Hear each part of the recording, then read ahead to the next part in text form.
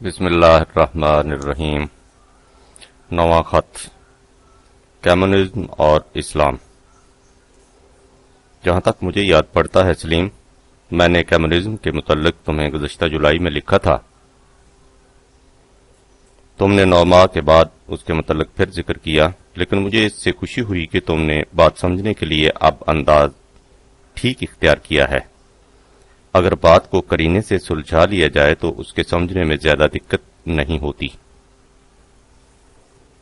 تم کہتے ہو کہ کمیونزم کے 2 اجزاء ہیں، ایک تو وہ فلسفہ جس کی ابتدا ہیگل نے کی اور اس کی بنیادوں پر مارکس نے عمارت بلند کی، اور دوسرا جز وہ معاشی نظام ہے جسے لینن نے ڈھالا اور اسٹالن اور اس کے رفقائے کار نے روس میں نافذ کیا۔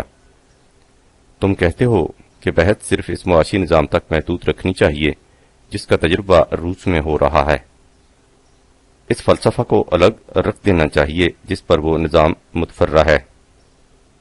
اگر تم سمجھتے ہو کہ اس طرح بات واضح ہو سکے گی تو یوں ہی صحیح، اگرچہ حقیقت یہ ہے کہ تم کسی کمیونسٹ سے بات کرو تو وہ مارکس کے فلسفے اور روس کے معاشی نظام دونوں کے مجموعے کا نام کمیونزم قرار دے گا، اور بات ہے بھی ٹھیک۔ کمیونزم جس نے ایک مذہب کی صورت اختیار کر رکھی ہے، اس فلسفہ زندگی کے بغیر جس کی وہ پیداوار ہے باقی رہ ہی نہیں سکتی۔ دوسری طرف اسلام کا معاشی نظام بھی اس فلسفہ زندگی سے الگ کر کے سمجھا نہیں جا سکتا۔ اسلام کا نظام ایسا کل ہے جس کے مختلف اجزاء ترکیبی ایک جسم نامی کی طرح ایک دوسرے میں یوں سمے ہوئے ہیں کہ اگر ان میں سے کسی ایک کو باقیوں سے الگ کر دیا جائے تو نہ صرف یہ کہ اس کل کے متعلق کچھ سمجھ میں نہیں آ سکتا، بلکہ اس ایک جزء کو بھی صحیح طور پر سمجھا نہیں جا سکتا۔ بائیں ہما، جیسا کہ میں نے اوپر لکھا ہے، اگر تم معاشی نظام کو اس کے فلسفہ سے الگ کر کے ہی سمجھنا چاہتے ہو تو یوں ہی سمجھنے کی کوشش کرو، بالخصوص اس لیے کہ تمہاری یہ بات مجھے خوش آئی کہ یہ کیا دلیل ہوئی کہ چونکہ روس کمیونسٹ خدا کا قائل نہیں، اس لیے وہاں احتمالی طریقے زراعت قابل قبول نہیں ہو سکتا۔ معلوم نہیں تمہارے سامنے یہ دلیل کس نے پیش کر دی، لیکن تمہارے طنز کی شوخی اس کی حقدار ہے کہ تمہاری تسکین خاطر کا سامان اسی انداز سے بہم پہنچانے کی کوشش کی جائے۔ تم کہتے ہو کہ اسلامی نظام معاش اور اشتراکی نظام میں فرق صرف یہ ہے کہ اسلامی نظام ذاتی ملکیت ضروری قرار دیتا ہے اور اشتراکی نظام میں اس کی نفی ہوتی ہے۔ اس فرق کے سوائے ان دونوں میں کوئی اختلاف نہیں، قطع نظر اس کے کہ ان ہر 2 نظامہائے معیشت میں صرف یہی فرق ہے یا کچھ اور بھی۔ میں پوچھتا ہوں کہ جس فرق کو تم نے صرف یہ فرق کہہ کر اپنے آپ کو اطمینان دلا لیا ہے کہ اس طرح اسلامی نظام اشتراکی نظام کے بہت قریب آ جاتا ہے، کیا وہ فرق تمہارے نزدیک ایسا ہی معمولی فرق ہے کہ اسے اس طرح نظر انداز کر دیا جا سکتا ہے؟ سلیمیاں تم اچھی وزندار باتیں کیا کرتے تھے، تم نے سوچا ہی نہیں کہ یہ تم نے کیا کہہ دیا۔ عزیزم، یہ ذاتی ملکیت ہی تو ہے جو دنیا میں نظام سرمایہ داری کی جڑ ہے۔ تم اگر غور سے دیکھو تو یہ حقیقت واضح ہو جائے گی کہ سرمایہ داری اور اشتراکی نظام معاش میں بنیادی فرق ہی ذاتی ملکیت کا ہے۔ جب تم ذاتی ملکیت کا اصول مان لو تو اس ملکیت کی تحدید حد بندی تو کی نہیں جا سکتی، اور ذاتی ملکیت بلا تحدید کا دوسرا نام سرمایہ داری ہے، اور جب سرمایہ داری ذاتی ملکیت ہی کی پھیلی ہوئی شکل کا دوسرا نام ہے تو ذاتی ملکیت اور اشتراکی نظام ایک دوسرے کے نقیض ٹھہرے۔ لہذا یہ کہنا کہ ذاتی ملکیت کو ضروری قرار دینے والے نظام اور اشتراکی نظام میں فرق صرف ذاتی ملکیت ہی کا ہے، باقی ہر طرح سے وہ دونوں ایک ہیں، بہت بڑی جہالت یا خود فریبی کا ثبوت دینا ہے۔ تم سے تو مجھے اس کی توقع نہ تھی۔ یہی دلیل ہے سلیم جو آج کل عام طور پر اسلام اور اشتراکیت کے تقابل میں پیش کی جاتی ہے، یعنی یہ کہ اسلام میں ذاتی ملکیت ضروری ہے اور اشتراکیت اس کی نفی کرتی ہے۔ لیکن سوال یہ ہے کہ کیا اسلام ذاتی ملکیت کو فی الواقع ضروری قرار دیتا ہے؟ یہ بات سمجھ لینے سے باقی تمام باتیں خود بخود سمجھ میں آ جائیں گی۔ اسلام میں سلیم ذاتی ملکیت کا سوال ہی نہیں پیدا ہوتا۔ اب تم پھر کہہ دو گے کہ میں نے ایک اور دنیا اور جہان سے نرالی بات کہہ دی، لیکن قرآن کی ہر بات آج نرالی سمجھی جاتی ہے، اس لیے کہ مسلمان کے سامنے اور سب کچھ ہے بجز قرآن کے، لہذا اس کے سامنے جب کبھی کوئی بات قرآن کی آئے گی تو وہ اسے نامانوس نظر آئے گی اور وہ محسوس کرے گا کہ یہ تو کچھ نرالی سی بات ہے، لیکن اس میں قرآن کا تو قصور نہیں، قصور تو اس ذہنیت کا ہے جو ہر غیر قرآنی تصور کو اسلامی سمجھے چلی آ رہی ہے، اور ہر قرآنی تصور ان کے نزدیک غیر اسلامی ہے۔ سلیم، اگر غور سے دیکھو تو معاشی نظام کا مسئلہ در حقیقت صرف اس قدر ہے کہ فرد اور جماعت کا باہمی تعلق کیا ہے، ان کے حقوق و واجبات کے دوائر کیا ہیں۔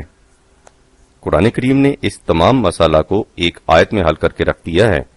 اگر اس آیت کا صحیح مفہوم قرآن سے متعین کر لیا جائے تو وہ تمام الجھاؤ خود بخود دور ہو جاتے ہیں جنہوں نے اس وقت مختلف قلوب و اذہان کو اس طرح پریشان کر رکھا ہے۔ قرآن نے ہیئت اجتماعیہ اسلامیہ کی بنیاد اس آیت مقدسہ پر رکھی ہے، جس میں فرمایا ہے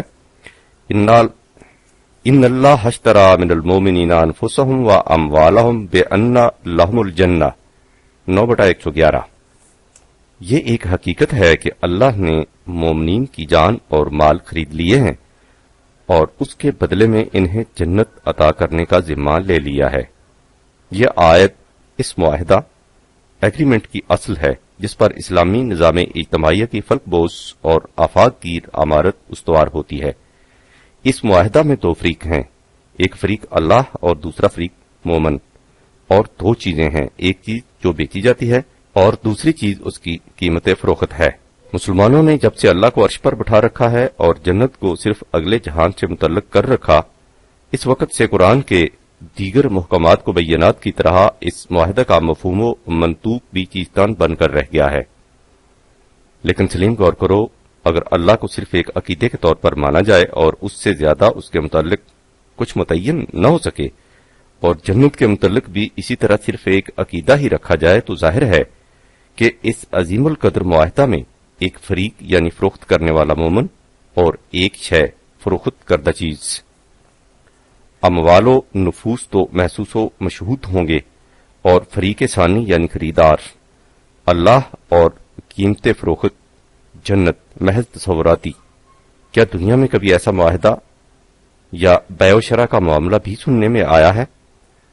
لہذا اس کے لیے ضروری ہے کہ جہاں تک مسئلہ زیر نظر کا تعلق ہے، پہلے آیت زیر بحث میں اللہ اور جنت کا مفہوم متعین کر لیا جائے تاکہ بات واضح ہو جائے۔ ذات خداوندی کی گناہ و حقیقت کے متعلق سلیم انسان کچھ نہیں سمجھ سکتا۔ یہ معاملہ انسانی شعور و ادراک کی حد سے ماوراء ہے۔ اس سے سوال یہ پیدا ہوتا ہے کہ اگر حقیقت یہ ہے تو پھر ہمارا اور اللہ کا تعلق کیا ہے؟ یہ بحث بہت تفصیل طلب ہے، اس کے لیے تمہیں کچھ عرصہ اور انتظار کرنا ہوگا۔ اس وقت اس وسیع و ہمگیر موضوع کے صرف ایک گوشہ کو سمجھ لینا چاہیے، اور وہ یہ کہ جہاں تک ہماری موجودہ زندگی اور اس کے معاملات کا تعلق ہے، ہمارا واسطہ اللہ کے قانون سے ہے۔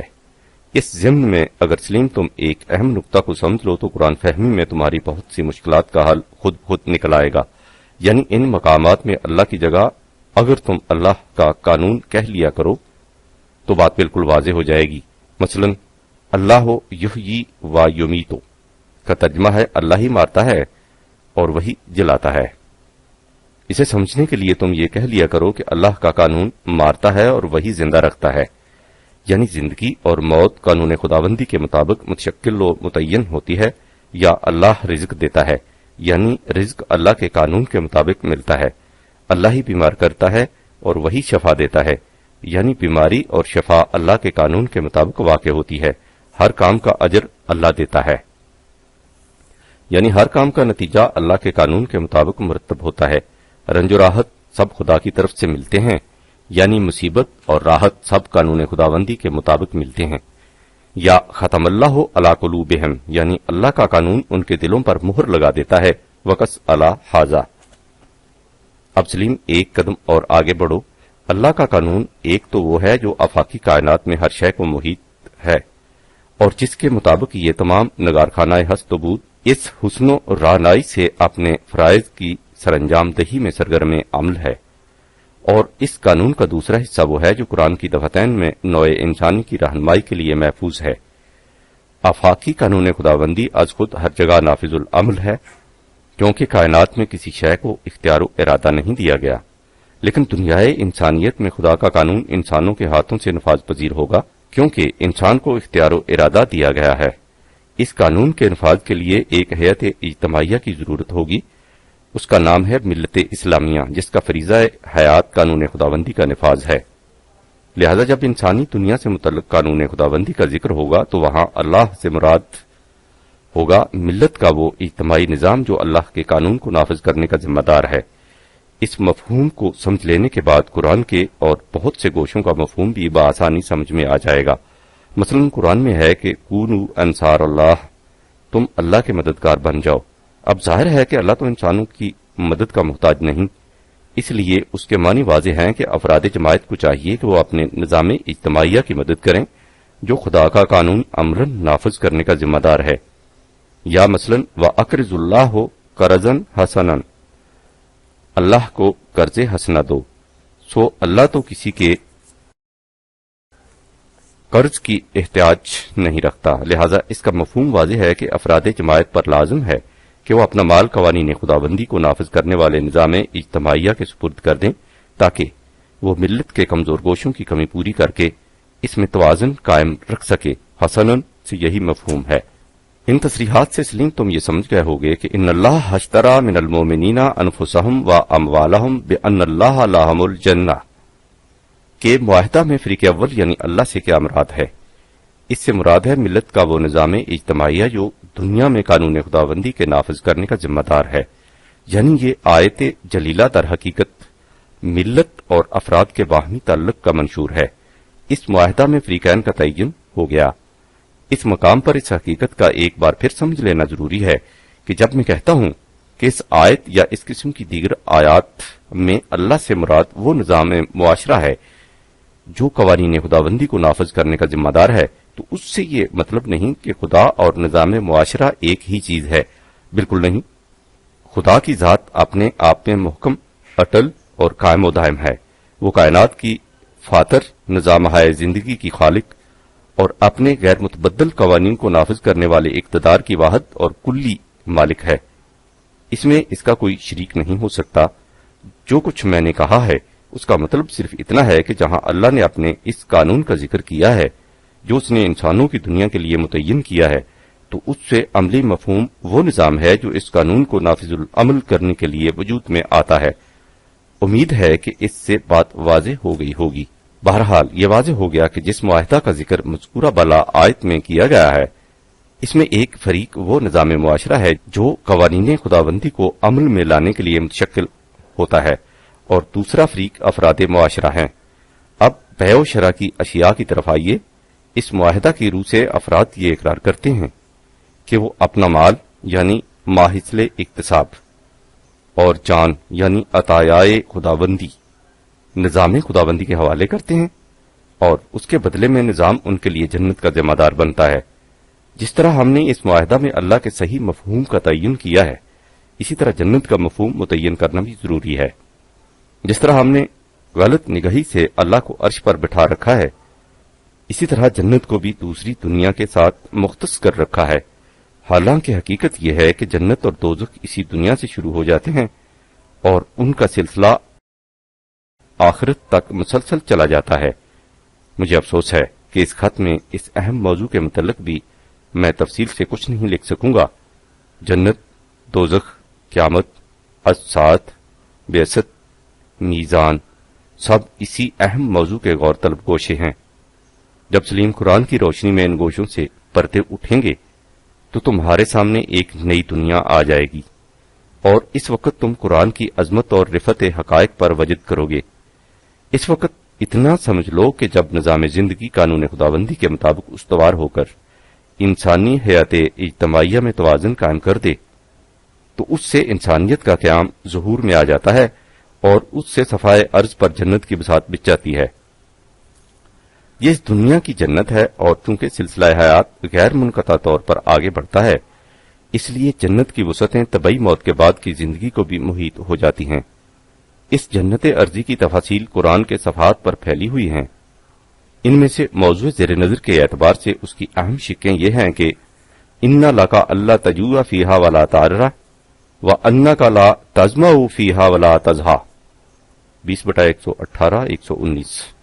اس میں کسی کو بھوک، پیاس، لباس اور مکان کی تکلیف نہ ہوگی۔ لا یمسنا فیہا نصب ولا یمسنا فیہا لغوب 35/35۔ نہ اس میں مشقت اور صعوبت ہوگی، نہ افسردگی اور یزمردگی، خوف اور حزن بھی نہیں 35/34۔ ہر طرح سے سلامتی ہی سلامتی ہوگی 56/26۔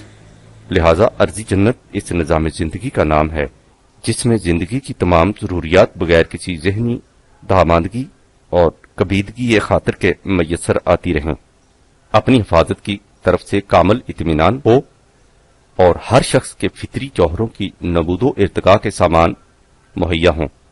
یہ ہے اس دنیا کی جنت سے مفہوم۔ اب سلیم تم اس قرآنی معاہدہ پر غور کرو۔ افراد ملت اپنی اقتصابی اور وہبی استعدادوں کے ماحصل کو قرآنی نظام اجتماعیہ کے سپرد کر دیتے ہیں، اور نظام اجتماعیہ ان کے کردونوش، مکان، لباس، حفاظت اور نشو و ارتقاء کے دیگر ضروری اسباب و ذرائع کی ذمہ داری لے لیتا ہے، ان افراد کی اپنی ضروریات کی بھی اور ان کے بچوں کی بھی، کیونکہ جنت میں ان کے ساتھ ان کی ذریت بھی شامل ہوتی ہے۔ والذین آمنوا واتبعتهم ذریتهم بإیمان الحقنا بهم ذریتهم 52/21۔ اب اس نظام کی ترتیب یوں ٹھہری کہ اس میں شامل ہونے والے تمام افراد کی جملہ ضروریات زندگی اور اسباب نشو و ارتقاء کی ذمہ داری اس نظام نے لے لی، اور مختلف افراد ملت کے سپرد ان کے استعداد کے مطابق مختلف کام کر دیے۔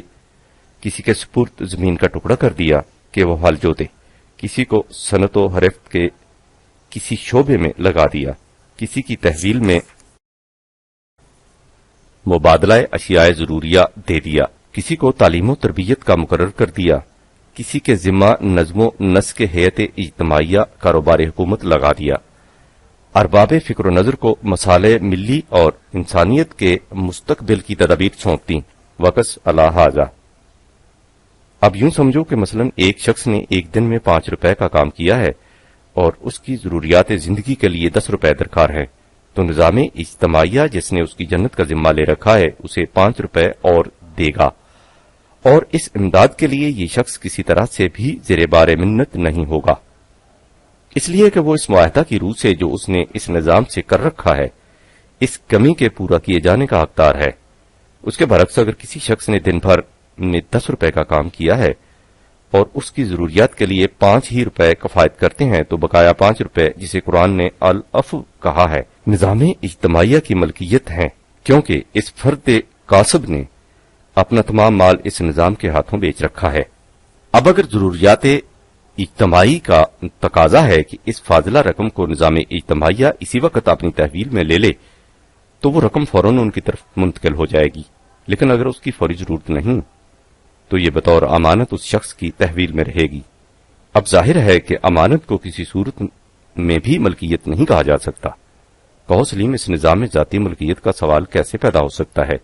العفو ضروریات سے فاضل بطور امانت فرد متعلقہ کی تحویل میں رہ سکتا ہے۔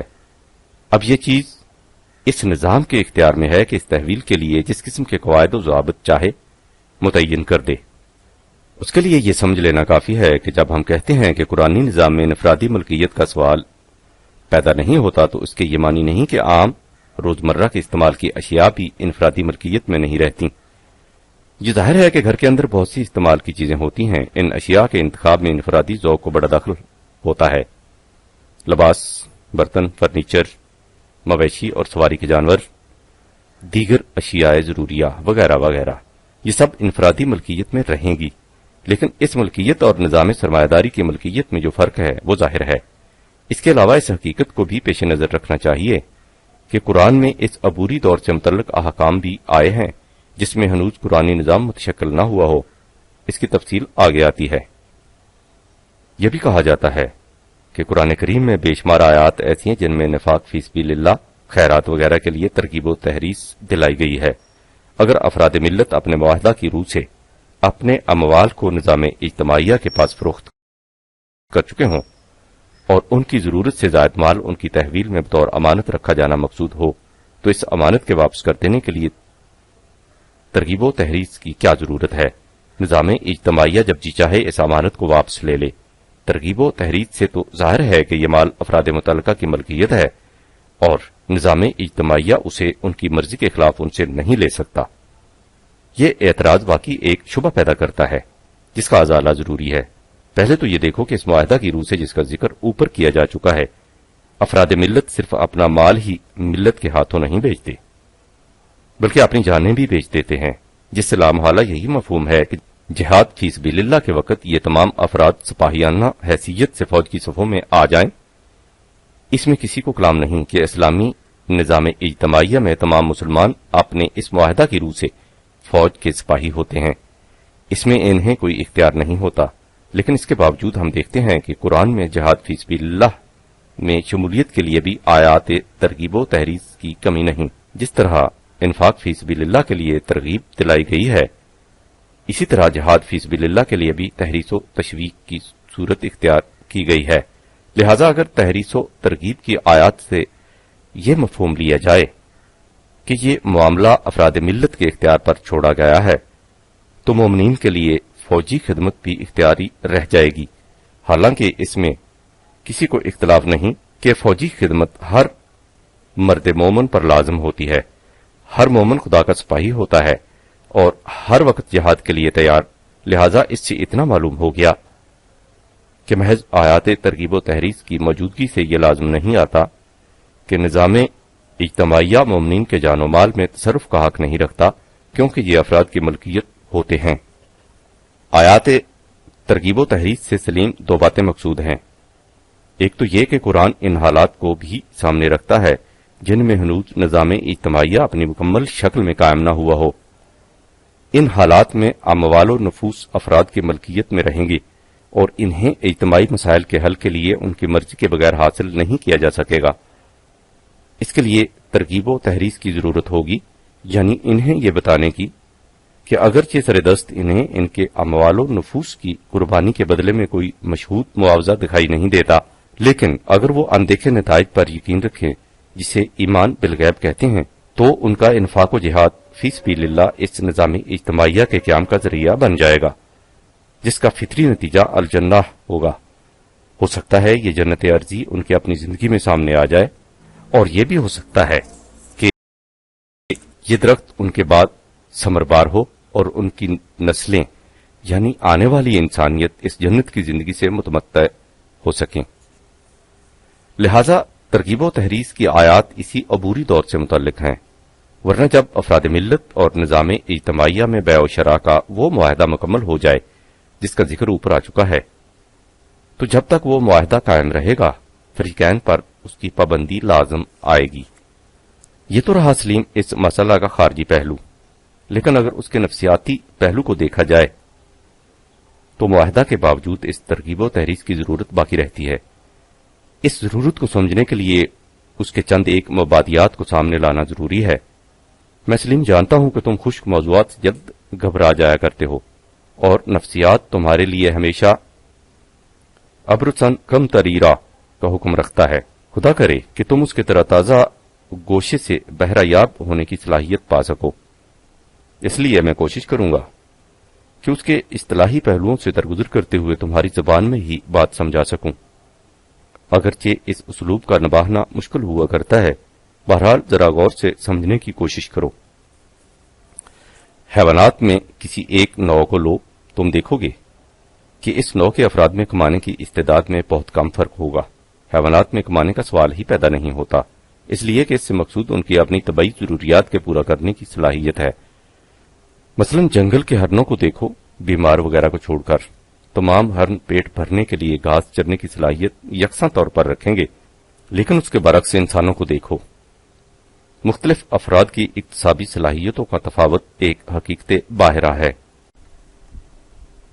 قرآن اسی استعدادی فرق کو فضلنا بعضهم علی بعض کے جامع الفاظ سے تعبیر کرتا ہے، یعنی انسانوں کی اقتصابی استعداد میں فرق ہوتا ہے، لہذا جب کسب معاش کی استعداد میں تفاوت ہے تو اس استعداد کے ماحصل یعنی کمائی میں بھی فرق ہوگا، یعنی ایک زیادہ کما سکے گا، دوسرا کم، اور یہ واقعہ ہے۔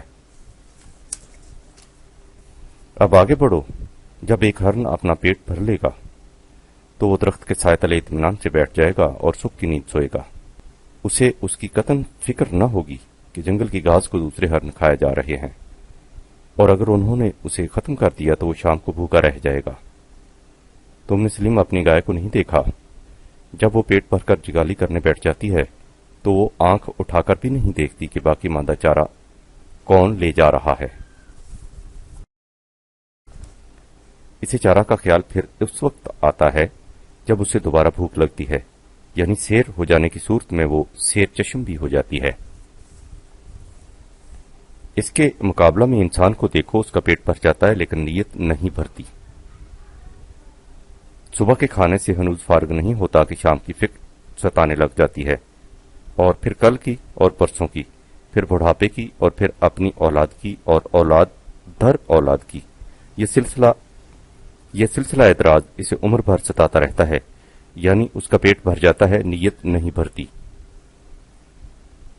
اس میں شبہ نہیں کہ انسان مال اندیش واقع ہوا ہے، اور مال اندیشی کا تقاضا ہے کہ انسان دور اندیشی اور کل کی فکر بھی کرے، لیکن یہ کل کی فکر پیٹ کی بھوک کے لیے ہی نہیں کرتا بلکہ بیشتر نیت کی بھوک کی خاطر کرتا ہے۔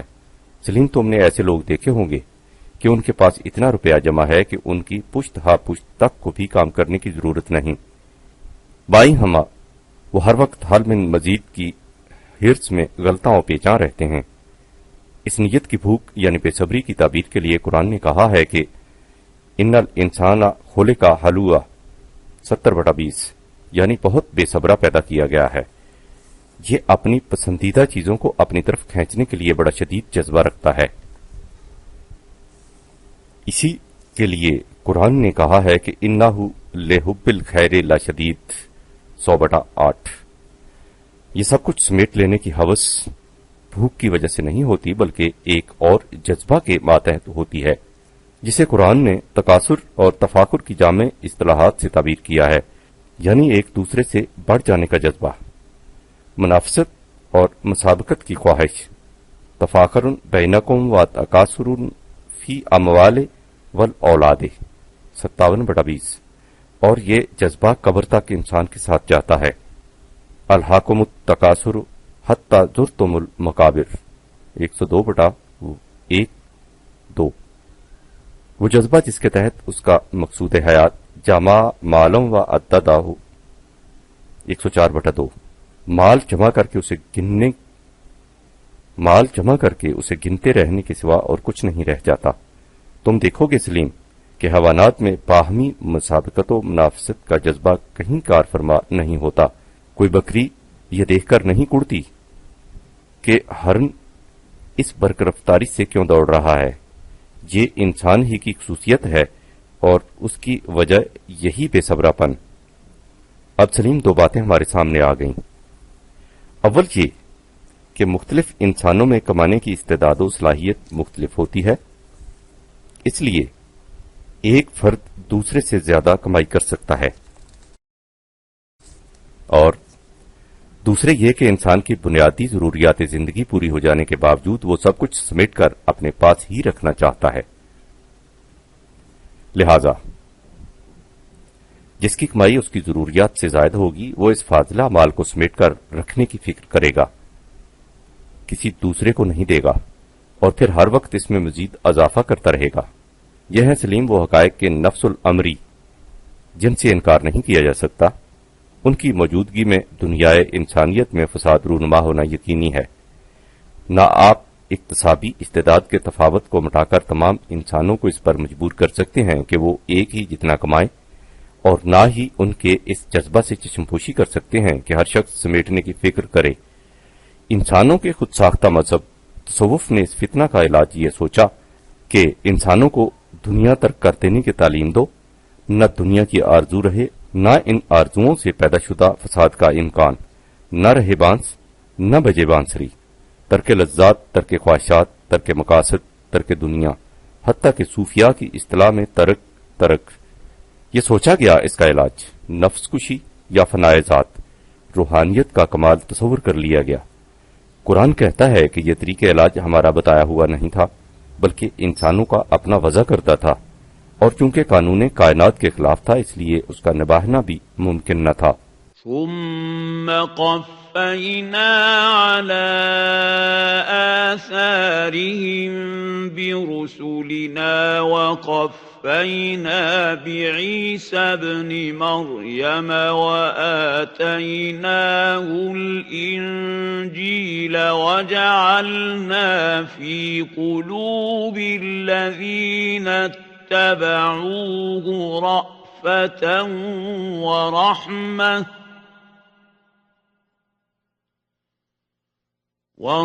ورهبانية ابتدعوها ما كتبناها عليهم إلا ابتغاء رضوان الله فما رعوها حق رعايتها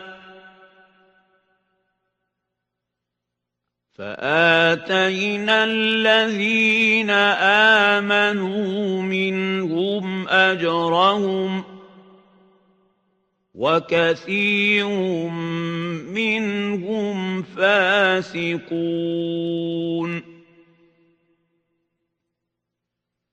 57/27. اس طریقے علاج رہبانیت کی بنیاد اس مفروضہ پر ہے کہ دنیا طلبی کا جذبہ شر ایول کی حیثیت رکھتا ہے، اور شر کا استحصال روحانیت کی ترقی کے لیے ضروری ہے. اس لیے اس جذبہ کے فنا کر دینے میں نجات پوشیدہ ہے. یہ مفروضہ یکسر باطل اور ایک بہت بڑے فساد کا باعث ہے. اگر سلیم اسے صحیح تسلیم کر لیا جائے کہ انسانی فطرت میں بعض جذبات شر ایول کو اپنے ساتھ لیے ہوئے ہیں، تو اس سے خالق فطرت کے متعلق جو تصور پیدا ہوتا ہے وہ ظاہر ہے اس تصور کا سرچشمہ یا کم از کم قریبی چشمہ عیسائیت کا یہ عقیدہ ہے کہ ہر انسان پیدائشی گناہگار ہوتا ہے. در حقیقت شر اس سے پیدا ہوتا ہے کہ انسان اپنی قوتوں کے غلط استعمال سے اپنے نظام کا توازن بگاڑ دیتا ہے. اسی کو فساد کہتے ہیں. یہی قوتیں جب توازن قائم کرنے میں صرف کی جائیں تو ان کا ماحصل خیر ہی خیر ہوتا ہے. لہذا یہ اصول یکسر غلط نگہی پر مبنی ہے کہ انسانی قوا اور جذبات میں سے بعض شرانگیز ہوتے ہیں، اس لیے ان کی فنا میں انسان کی بقا کا راز پوشیدہ ہے. انہی دو چیزوں کو لو جن کا ذکر اوپر کیا جا چکا ہے، یعنی اقتصابی صلاحیتوں میں تفاوت اور باہمی تکاثر و تفاخر. اگر ان خصوصیات اور جذبات کو مٹا دیا جائے تو سوچو کہ انسانوں کی دنیا کیا بن کر رہ جائے. یہ دنیا پتھروں کی دنیا بن جائے یا جنگل کے حیوانات کی دنیا جو لوگ ترک آرزو سے دنیا چھوڑ کر زاویوں اور خانقاہوں میں جا چھپتے ہیں. جہاں تک دنیا انسانیت کا تعلق ہے، ان میں اور پتھروں میں کیا فرق رہ جاتا ہے؟ بجز اس کے کہ پتھر زمین کی چھاتی پر بوجھ ہوتے ہیں، لیکن یہ زندہ پتھر دوسرے انسانوں کی چھاتی پر بوجھ. اب سوال یہ ہے کہ قرآن اس باب میں کیا کرتا ہے؟ ظاہر ہے کہ ان قوا و جذبات کو بے محابہ چھوڑ دیا جائے تو اس کا نتیجہ فساد ہی ہوتا ہے، اور انہیں فنا کر دیا جائے تو دنیائے انسانیت کی تمام ترقیاں یکقلم رک جاتی ہیں. قرآن اس باب میں ایک عجیب راہ اختیار کرتا ہے، اور وہ کون سا باب ہے سلیم جس میں وہ عجیب راہ اختیار نہیں کرتا؟ قرآن ان جذبات کو نہ بے زمام چھوڑتا ہے اور نہ انہیں فنا کرتا ہے، وہ ان کا رخ بدل دیتا ہے، اور رخ بدل جانے سے ساری دنیا بدل جاتی ہے. سلیم، یہ تم نے دیکھ ہی لیا ہے کہ جہاں تک انسان اس اندیشہ کی وجہ سے مال جمع کرتا ہے کہ وہ وقت بے وقت اس کے کام آئے، یا اگر اس کی موت بے وقت ہو جائے تو اس کی اولاد قسم پرسی کی حالت میں نہ رہ جائے، تو یہ اندیشہ اس نظام کے تحت خود بخود رفع ہو جاتا ہے جو اس کی اور اس کی اولاد کی تمام ضروریات کو اپنے ذمہ لے لیتا ہے. کیونکہ اس نظام کی عطا کردہ جنت میں خوف و حزن کا نام نہیں، اب رہا ایک دوسرے سے مسابقت کا جذبہ، یعنی عزت کا خیال اور فخر کا جذبہ. قرآن اس باب میں فخر اور عزت کا معیار بدل دیتا ہے اور اس طرح مسابقت اور منافست کے نئے میدان عطا کر دیتا ہے. ذرا سورہ حدید کی ان آیات پر غور کرو سلیم، جن کا ایک ٹکڑا اوپر دیا جا چکا ہے۔ فرمایا اعلموا انما الحیات الدنیا لعب و لہو و زینت و تفاخر بینکم و تکاثر فی الاموال والاولاد، یعنی اس حقیقت کو سمجھ رکھو کہ قریبی مفاد، دنیاوی کی زندگی، کھیل تماشا اور ظاہری زیبائش، باہمی تفاخر اور مال اور اولاد کے لیے تکاثر، ایک دوسرے پر کثرت رکھنے کی زندگی ہے۔ کمثل غیث اعجب الکفار نباتہ ثم یہیج فتراہ مصفرا ثم یکون حطاما، بارش کی طرح جس کا کھیتی کو اگانا کسانوں کو خوش آتا ہے، پھر وہ خشک ہو جاتی ہے تو وہ اسے ریزہ ریزہ شدہ دیکھتا ہے۔ وفی الآخرات عذاب شدید، اور ان کے لیے مستقبل میں شدید سزا ہے۔ ومغفرۃ من اللہ ورضوان، اس کے برعکس اللہ کے ہاں مغفرت اور رضوان ہے۔ وما الحیات الدنیا الا متاع الغرور، 57/20، مفاد عاجلہ کی زندگی دھوکے کا سامان ہے، یعنی مفاد عاجلہ کے پیش نظر باہمی تکاثر و تفاخر کا جذبہ اپنے اندر بظاہر بڑی کشش و جاذبیت رکھتا ہے، لیکن یہ خوشگواری محض وقتی ہوتی ہے۔ انسانی زندگی جو ابدیت درکنار ہے، اس سے اپنے اندر نمود و ارتقاء کا سامان نہیں پاتی۔ اب اس کے بعد قرآن یہ نہیں کہتا کہ یہ جذبات مسابقت و مفاخرت اس قابل ہیں کہ انہیں فنا کر دیا جائے، بلکہ وہ کہتا ہے کہ مسابقت کے جذبات کی تسکین کے لیے ایک اور میدان ہے، آؤ اس میدان میں ایک دوسرے سے بڑھ کر اپنا حوصلہ نکالو۔ یہ میدان کون سا ہے؟ فرمایا سابقوا الی مغفرۃ من ربکم وجنۃ عرضھا کعرض السماء والارض اعدت للذین آمنوا باللہ ورسلہ۔ ایک دوسرے پر سبقت لے جانا چاہتے ہو تو اپنے نشو و نما دینے والے سے مانے نشو و نما اسباب و علل سے پناہ جوئی اور حفاظت طلب کرنے میں، اور اس جنت کے حصول میں جو پستیوں اور بلندیوں پر چھائی ہوئی ہے، اور ان لوگوں کے لیے تیار کی جاتی ہے جو اللہ اور اس کے رسولوں پر ایمان لاتے ہیں۔ سبقت لے جانے کی کوشش کرو۔ ذالک فضل اللہ یؤتیہ من یشاء واللہ ذو الفضل العظیم، 57/21۔ حقیقی فضیلت وہی ہے جو اللہ کے قانون کے مطابق ملتی ہے، اور اللہ بہت بڑی فضیلتیں عطا کرنے والا ہے۔ غور کیا سلیم تم نے کہ قرآن نے کس طرح جذبات مسابقت کا رخ ایک بلند و بالا سمت کی طرف پھیر دیا ہے۔ وہ کہتا ہے کہ تم ایک دوسرے پر مسابقت عزت کے حصول کے لیے چاہتے ہو، یہ تمہاری بھول ہے، اس لیے کہ عزت مال اور دیگر اضافی چیزوں کی کثرت کا نام نہیں۔ حقیقی عزت یہ ہے کہ انا اکرمکم عند اللہ اتقاکم، تم میں سے جو شخص سب سے زیادہ قوانین خداوندی کی نگہداشت کرے گا وہی سب سے زیادہ عزت کا مستحق ہوگا۔ آؤ اور عزت و تکریم کے اس میدان میں ایک دوسرے سے بڑھو۔ اس میدان میں بڑھنے سے وہ نظام قائم ہو جائے گا جس کا عملی نتیجہ جنت ارضی کا قیام ہوگا۔ سورہ فاطر میں دیکھو جہاں وارثین کتاب خداوندی کے 3 طبقات کا ذکر ہے۔ ایک وہ جو ظالم لنفسہ ہی اپنے آپ پر زیادتی کرنے والے ہیں، دوسرے وہ جو مقتصد بین بین چلنے والے ہیں، اور دوسرے وہ جو سابق بالخیرات خوشگوار حالات پیدا کرنے میں آگے بڑھنے والے ہیں، 35/32۔ یہ وہ مسابقت ہے جس کے متعلق فرمایا کہ ذالک هو الفضل الکبیر، 35/32۔ یہ وہ برتری ہے جس میں کبریائی کا راز پوشیدہ ہے، یہی وہ السابقون السابقون ہیں جن کے متعلق سورہ واقعہ میں فرمایا کہ اولئک المقربون فی جنت النعیم، 56/11-12۔ اب ایک قدم اور آگے بڑھو۔ انسان ذخائر و انبار بالآخر چاہتا کیوں ہے؟ اس لیے کہ اس کی عقل کا تقاضا تحفظ خواہش، پریزرویشن آف سیلف ہے۔ ہر فرد کی عقل اس کی اپنی ہوتی ہے، اس لیے ہر فرد اپنی عقل کی روح سے اپنے آپ کا تحفظ چاہتا ہے۔ اگر غور کرو تو تکاثر و تفاخر بھی اسی تحفظ خواہش ہی کی شک میں آ جاتے ہیں۔ عقل کا یہ تقاضا کوئی مذموم تقاضا نہیں، یہ اس کا فریضہ ہے۔ وہ بنی ہی اس لیے ہے کہ انسان کی طبعی زندگی کی حفاظت کرے، لیکن جیسا کہ اوپر لکھا جا چکا ہے، چونکہ ہر فرد کی عقل الگ الگ ہوتی ہے، اس لیے عقل صرف اپنے فرد کی حفاظت ہی کی فکر کر سکتی ہے، وہ اس سے آگے سوچ ہی نہیں سکتی۔ جب وہ دیکھتی ہے کہ اس کی تمام کوششوں کے باوجود انسان کا جسم فنا آمادہ ہو رہا ہے، تو اسے یہ کہہ کر تسلی دے دیتی ہے کہ اب تیری بقا تیری اولاد کے ذریعے ہوگی۔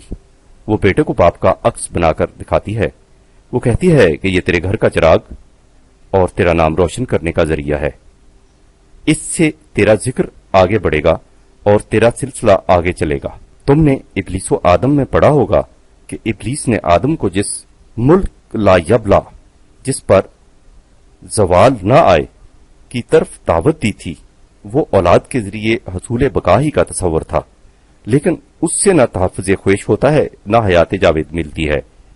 قرآن اسی عقل کو ایک بلند سطح پر لے جاتا ہے اور اس کے سامنے ایک ایسی حقیقت لے آتا ہے جس سے فی الواقعہ حیات جاوید نصیب ہو جائے۔ وہ کہتا ہے کہ الگ الگ رہنے سے افراد کی ربوبیت نہیں ہو سکتی، اصل تحفظ انسانیت کا ہونا چاہیے۔ درخت کی سلامتی میں اس کی شاخوں اور پتوں کی سلامتی ہے، جسم کی صحت میں جسم کے خلیات سیلز کی صحت کا راز مضمر ہے۔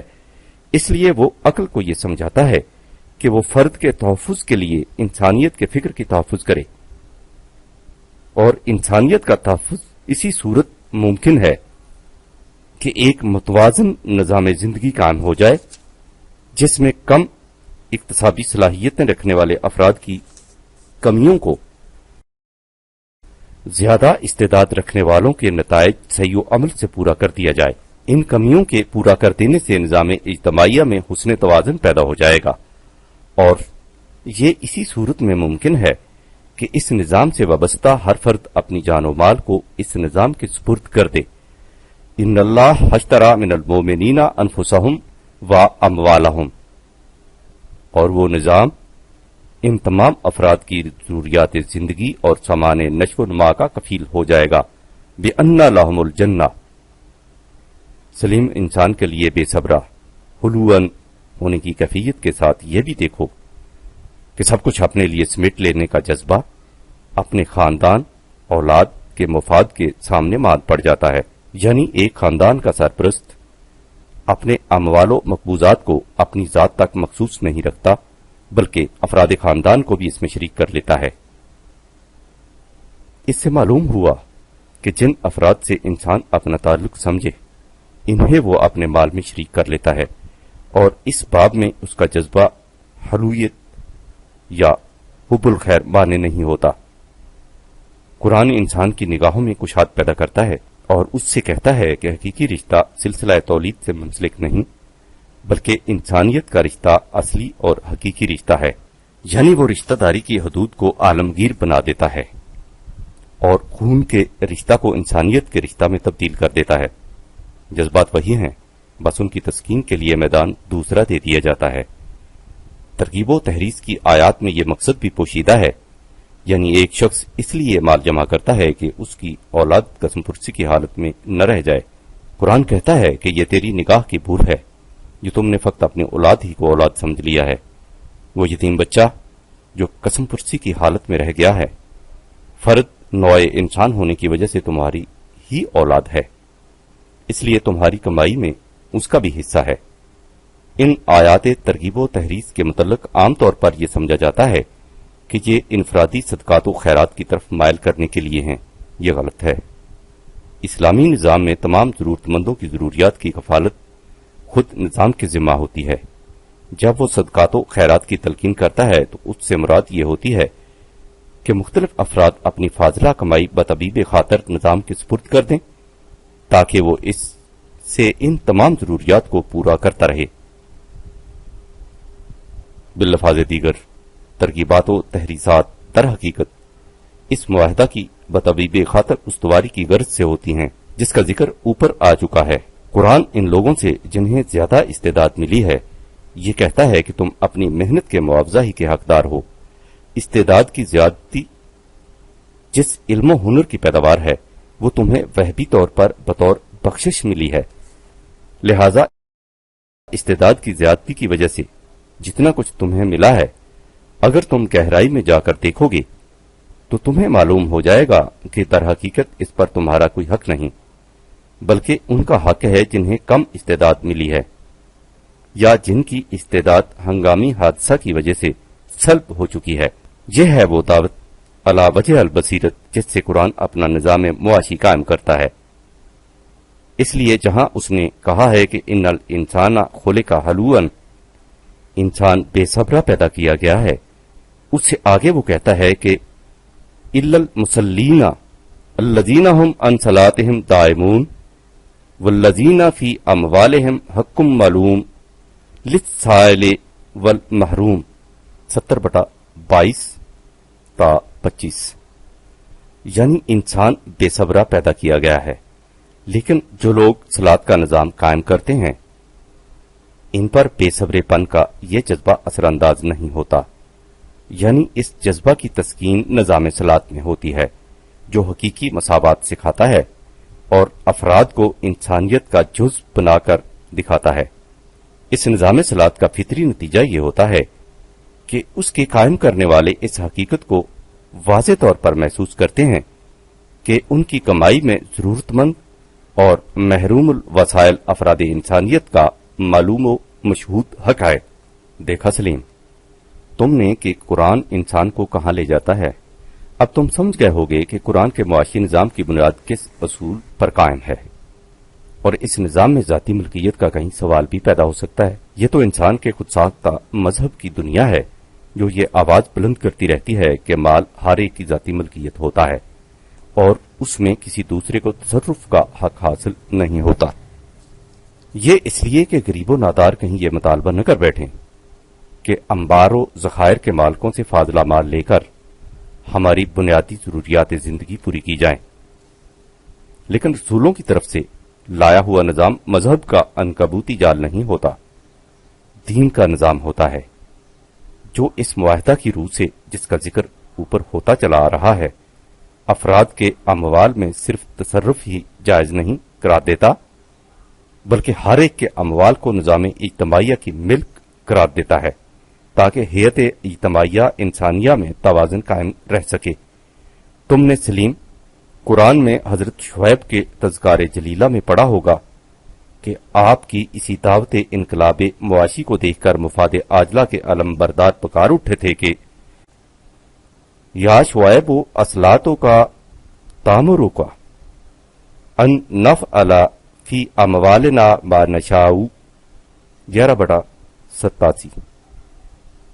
اے شعیب، کیا تیری صلاۃ تجھے اس کا حکم دے رہی ہے کہ ہم اپنے اموال کو جس طرح ہمارا جی چاہے صرف میں نہ لائیں؟ وہ سمجھتے تھے کہ مذہب کا معاملہ پوجا پاٹ کا معاملہ ہے، اسے بھلا ہماری جاگیرداریوں اور ذمہ داریوں سے کیا تعلق؟ ہم اپنے مال کے خود مالک ہیں، جس طرح جی چاہے خرچ کریں۔ یہ دین کا نظام ہے جو کہتا ہے کہ صلاۃ کے معنی یہ ہیں کہ افراد کو سامنے رکھنے کے بجائے ہیئت اجتماعیہ انسانیہ کو سامنے رکھو، جس کا مطلب یہ ہے کہ اپنے اموال کو نظام اجتماعیہ کے قانون و ضوابط کے مطابق صرف کرو، کیونکہ یہ مال تمہاری ملکیت نہیں، تمہارے پاس بطور امانت رکھا ہے۔ سلیم، انسانی طبائع کی اس بو الاجمی پر غور کرو۔ جس طرح حضرت شعیب کے زمانہ کے لوگوں کی سمجھ میں یہ بات نہیں آ سکتی تھی کہ دین میں ذاتی ملکیت کیوں جائز نہیں ہو سکتی، اور اس قسم کی آواز بلند کرنے والے کو وہ گردن زدنی اور کشتنی قرار دیتے تھے۔ آج بھی جو شخص یہ کہے کہ قرآنی نظام اجتماعیہ میں ذاتی ملکیت کا سوال پیدا نہیں ہو سکتا، قوم شعیب علیہ السلام کی اسی پرانی آواز کی صدائے بازگشت اس کے خلاف ہر گوشے سے اٹھتی چلی آتی ہے۔ اگرچہ پیر ہے آدم، جواں ہے لات و منات، یہ اس لیے کہ ہمارا آج کا اسلام ہمارے دور ملوکیت کی پیداوار اور نظام سرمایہ داری کی یادگار ہے۔ کیا تم نے قرآن میں نہیں دیکھا کہ حضرات انبیاء اکرام کی دعوت انقلاب کی مخالفت ہمیشہ مترفین کی طرف سے ہوتی تھی؟ یہ گروہ دوسروں کی کمائی پر عیش و عشرت کی زندگی بسر کرنے والوں کا گروہ ہوتا ہے، جسے آج کی اصطلاح میں ویسٹڈ انٹرسٹ والوں کی جماعت کہا جاتا ہے۔ وما ارسلنا فی قریۃ من نذیر الا قال مترفوہا انا بما ارسلتم بہ کافرون، 34/34۔ یہ ایک تاریخی حقیقت ہے کہ ہم نے جس بستی میں بھی کوئی آگاہ کرنے والا بھیجا تو وہاں کے سرمایہ دار گروہ نے ہمیشہ یہ کہہ کر اس کی مخالفت کی کہ ہم تمہاری دعوت کو ماننے سے انکار کرتے ہیں۔ وقالوا نحن اکثر اموالا و اولادا وما نحن بمعذبین، 34/35۔ وہ یہ کہتے کہ ہمارے پاس مال اور اولاد کی کثرت ہے اور اس وجہ سے ہمارا اقتدار اتنا بڑا ہے کہ ہمیں کوئی پوچھ تک نہیں سکتا۔ ہم دیکھیں گے کہ کون ہمارا بال بھی بیکا کرے گا۔ قرآن میں سلیم 9 پارہ کی ابتدا قال المالاؤ سے ہوتی ہے۔ سورہ آراف میں یہ ٹکڑا ہر رسول کی دعوت انقلاب کے ضمن میں آتا ہے، یعنی ان کی دعوت کی مخالفت ہمیشہ ان لوگوں کی طرف سے ہوتی تھی جن کے گھر سامان زیست سے بھرے ہوئے ہوتے تھے، یعنی قوم کا خوشحال اور مالدار طبقہ۔ اب ظاہر ہے سلیم کہ اگر خدائی دعوت انقلاب سرمایہ دارانہ نظام کی مؤید ہوتی تو ان سرمایہ داروں کی طرف سے اس کی مخالفت کیوں ہوتی؟ ان مترفین کی مخالفت کے الرغم رسول اپنا انقلابی نظام قائم کر جاتا، لیکن اس کے بعد مترفین پھر قوت پکڑ کر اسے الٹ دیتے۔ دیکھو 17/16۔ یہی سابقہ انبیاء اکرام کے قائم کردہ نظام کے ساتھ ہوا اور یہی نبی اکرم صلی اللہ علیہ وسلم کے متمکن فرمودہ دین نظام خداوندی کے ساتھ کچھ وقت کے لیے یہ نظام قائم رہا اور پھر مترفین نے اسے ملوکیت اور سرمایہ داری میں بدل دیا۔ ہمارا موجودہ مذہب دین کی اسی تبدیل شدہ صورت کا نام ہے۔ سلیم، اب یہ حقیقت تمہارے سامنے آ چکی ہوگی کہ اسلام کا معاشی نظام کیا ہے، اور شاید یہ بھی تم سمجھ گئے ہوگے کہ کسی معاشی نظام کو اس فلسفہ زندگی سے کیوں الگ نہیں کیا جا سکتا جس پر وہ نظام متفرع ہوتا ہے۔ ذرا سوچو سلیم، ایک شخص کا عقیدہ یہ ہے کہ زندگی بس یہی زندگی ہے، موت کے ساتھ یہ سلسلہ ختم ہو جاتا ہے۔ اس عقیدہ کے بعد تم اس سے کہتے ہو کہ تم محنت اور مشقت سے جو کچھ کماؤ اس میں سے صرف اتنا اپنے پاس رکھو جو تمہاری ضروریات کے لیے کافی ہو، باقی دوسروں کو دے دو۔ سلیم، ذرا غور کر کے بتاؤ کہ وہ کس دلیل یا کون سے جذبہ محرکہ کے تحت ایسا کرنے پر راضی ہو جائے گا۔ زیادہ سے زیادہ تم اس کے جذبہ ہمدردی کو ابھارنے کی کوشش کرو، لیکن اس طرح کے جذبہ ہمدردی کا نفسیاتی تجزیہ کرو تو وہ اعصابی کمزوری پر مبنی ہوتا ہے۔ کمزور اعصاب والا انسان دوسروں کی داستان مصائب سے متاثر ہو جائے گا اور بھیک کا ٹکڑا ان کی طرف پھینک دے گا۔ اس سے ذرا آگے بڑھو تو تم اس سے کہو گے کہ دیکھو بھائی، آج تم بہت خوشحال ہو، لیکن ہو سکتا ہے کہ کل تم کسی حادثہ کے شکار ہو جاؤ اور تمہاری بھی یہی حالت ہو جائے جو اس بے کس و نادار کی ہے۔ اس لیے اگر تم چاہتے ہو کہ کل تمہاری بھی کوئی مدد کرے تو تم آج اس کی مدد کرو۔ سلیم، دنیا کا ضابطہ اخلاق اسی دلیل پر قائم ہے، یعنی انتقام کا خوف۔ اگر تم ایسا نہ کرو گے تو کل تمہارے ساتھ بھی ایسا ہی ہوگا۔ کہو کہ یہ بنیاد کوئی ایسی محکم بنیاد ہے جس پر کوئی پائندہ نظام قائم کیا جا سکے۔ اب تیسری شکل یہی باقی رہ جاتی ہے کہ تم بزور شمشیر کوئی ایسا نظام قائم کر دو، لیکن سلیم، استبداد سے قائم کردہ نظام انسانوں سے میکانکی طور پر تو کچھ کرا سکتا ہے، بطبیب خاطر نہیں کرا سکتا، اور یہ ظاہر ہے کہ استبداد ہی ہے، خواہ اس کے ذریعے آپ کتنا ہی عمدہ نظام کیوں نہ قائم کرنا چاہیں۔ اس میں شبہ نہیں کہ کچھ لوگ مفسدین ایسے ہوں گے جن سے یہ نظام جبرن منوایا جائے گا، اور مترفین کا جو طبقہ اس نظام کے قیام میں مزاحم ہوگا ان سے انسانیت کے غصب کردہ حقوق بجبر واپس لیے جائیں گے۔ لیکن اس نظام کے قائم کرنے والے اپنے دل کی گہرائیوں سے اس کی صداقت پر ایمان رکھیں گے۔ اس کے برعکس جو لوگ نہ وحدت انسانیت کے قائل ہیں نہ تسلسل حیات کے، ان سے معاشی توازن کا نظام قائم کرانا یا تو ہنگامی جذبات کے تحت ہو سکتا ہے یا استبدادن۔ یہ دونوں صورتوں میں نہ ارتقاء انسانیت ممکن ہے نہ اس نظام کا استحکام۔ اس کے برعکس سلیم، قرآن کو دیکھو، وہ سب سے پہلے یہ اصول بطور فلسفہ زندگی پیش کرتا ہے کہ زندگی صرف جسمانی زندگی کا نام نہیں، انسان عبارت ہے اس کے جسم اور ایک اور شے سے جسے اس کی ذات، پرسنالٹی کہا جاتا ہے۔ زندگی کا مقصد انسانی ذات کی نشو و نما ہے، جو ایک انسانی معاشرہ کے اندر رہتے ہوئے ہو سکتی ہے۔ جسم کی پرورش ہر اس شے سے ہوتی ہے جسے انسان خود کھائے، لیکن اس کی ذات کی نشو و نما اس سے ہوتی ہے جسے وہ دوسروں کی پرورش کے لیے دے۔ اس مقصد کے لیے ہر فرد معاشرہ اپنی ضروریات سے فاضلہ سامان زیست دوسرے افراد کی پرورش کے لیے بطبیب خاطر دے دیتا ہے تاکہ اس کی ذات کی نشو و نما ہو جائے گی۔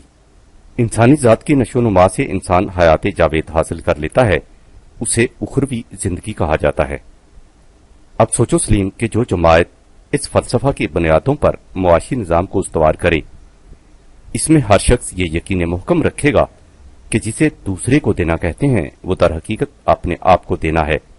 جو کچھ میرے پاس فاضلہ ہے وہ میرا ہے ہی نہیں، وہ ان کا ہے جنہیں اس کی ضرورت ہے، میں تو صرف اس کا امین ہوں۔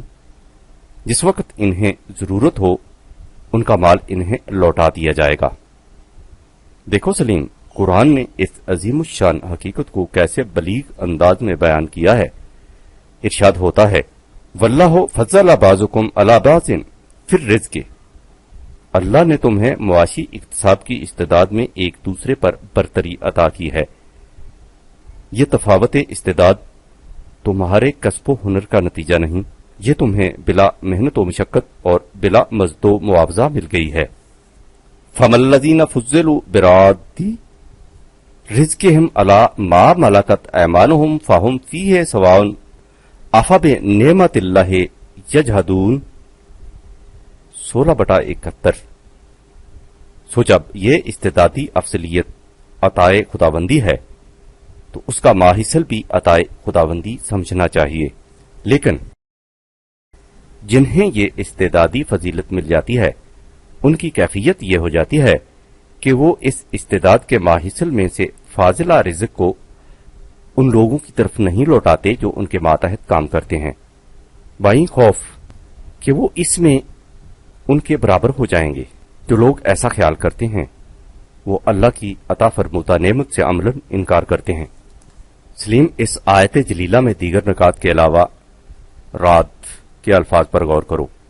اس کے معنی ہے واپس کر دینا، جس کی چیز ہے اسے واپس دے دینا۔ یعنی قرآن کہتا ہے کہ جو کچھ تمہاری ضروریات سے زائد ہے وہ تمہارا نہیں، ان کا ہے جنہیں اس کی ضرورت ہے، لہذا انہیں ان کا سامان زندگی واپس لوٹا دو۔ غور کرو، معاشی توازن کے قیام کے لیے اس گہرائی تک پہنچنا قرآن کے سوا اور کہاں مل سکتا ہے؟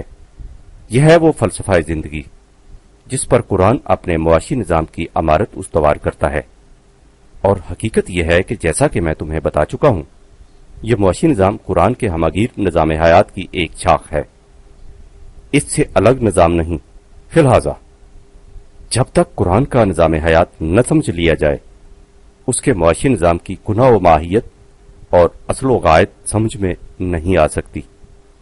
اگر انسان یہ سمجھ لے، جیسا کہ مادی نظریہ حیات نے اسے سمجھا رکھا ہے کہ زندگی مادی اجزاء کی ترتیب کا نام ہے، اور جب ان اجزاء میں انتشار واقع ہو جاتا ہے تو زندگی ختم ہو جاتی ہے، تو اس کے سامنے زندگی کا سارا مسئلہ معاشی رہ جاتا ہے، اس سے آگے اس کا تصور جا ہی نہیں سکتا۔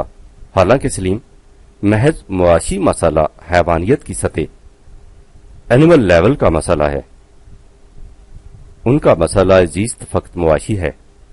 مثلا ایک گائے جس قدر کوئی استعداد لے کر پیدا ہوتی ہے، مرتے وقت تک اس استعداد میں کوئی ترقی نہیں ہوتی، لہذا اس کی زندگی کا سوال فقط زندہ رہنا ہے، جس کا حل معاش میں مل جاتا ہے۔ یعنی اگر اسے کھانے پینے کو ملتا جائے تو اس کی زندگی کا مقصد پورا ہو جاتا ہے۔ عصر حاضر کی سب سے بڑی غلطی یہ ہے کہ اس نے انسان کی موجودہ زندگی کو سلسلہ ارتقاء کی آخری اور مکمل کڑی سمجھ لیا ہے۔ وہ اس کی مزید ارتقائی منازل کا قائل ہی نہیں، اس لیے اس کے نزدیک اس کی زندگی کا مسئلہ بھی محض معاشی ہے، جس طرح اور حیوانات کا مسئلہ معاشی ہے۔ حالانکہ وہ اگر ایک فرد کی دنیاوی زندگی ہی کو دیکھے تو وہ جس ذہنی سطح پر بچپن میں ہوتا ہے، عمر کے اگلے حصہ میں وہ سطح کہیں بلند ہو چکی ہوتی ہے۔ قرآن کہتا ہے کہ یہ سلسلہ ارتقاء اسی زندگی تک نہیں رہتا بلکہ اس کے بعد بھی جاری رہتا ہے۔ اس کے نزدیک انسان اپنی ذات میں مکمل نہیں ہو چکا، اسے ابھی کچھ اور بننا ہے۔ وہ بینگ نہیں بلکہ ہنوز بیکمنگ ہے۔ اس کا مسئلہ فقط معاشی مسئلہ نہیں، معاشی مسئلہ تو اس کی طبعی زندگی کو برقرار رکھنے کے لیے ہے۔ اس میں شبہ نہیں کہ قرآن معاشی مسئلہ کو بھی خاص اہمیت دیتا ہے، کیونکہ اگرچہ طبعی زندگی مقصود بذات نہیں لیکن ایک عظیم مقصد کے حصول کا ذریعہ تو ہے، اس لیے حصول مقصد کے لیے ذریعہ کو کبھی نظر انداز نہیں کیا جا سکتا۔ لیکن اگر ذریعہ ہی مقصد بن کر رہ جائے تو انسان حیوانیت کی سطح پر چلا جاتا ہے۔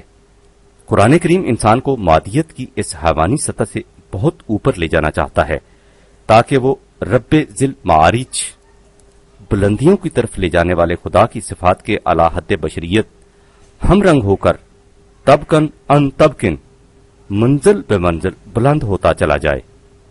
کیا سلیم اب بھی بات سمجھ میں آئی یا نہیں؟ اچھا، خدا حافظ والسلام۔